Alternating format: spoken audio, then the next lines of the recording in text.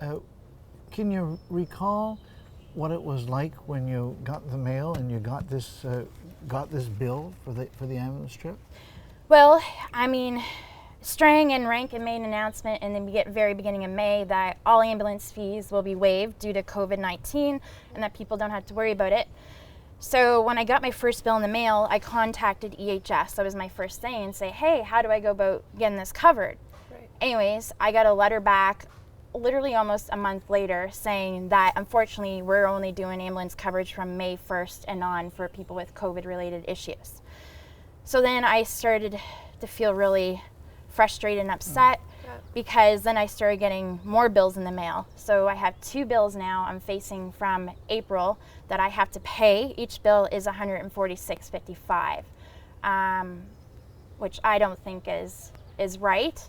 The third wave didn't start in May, it started in April, so it's like, I feel like they're throwing us under the bus and let's just start dealing with things in May.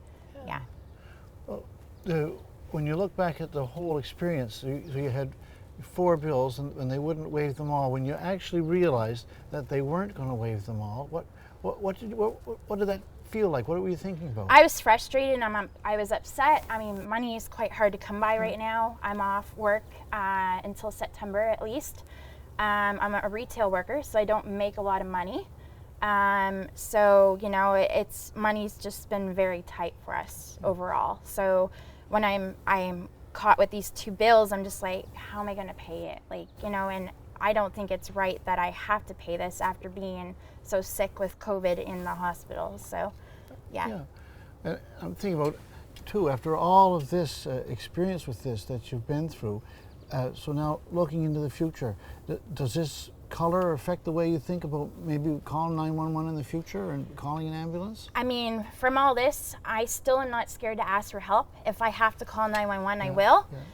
I'm just hoping, not just for me, but for everyone else that has had to call 911, that maybe ambulance fees can be waived for everyone, because I don't think we should have to pay for them, period. Yeah. Well, thank you for explaining this, Danica. And so I want to say on the basis of this from the NDP that an NDP government will eliminate ambulance fees in Nova Scotia.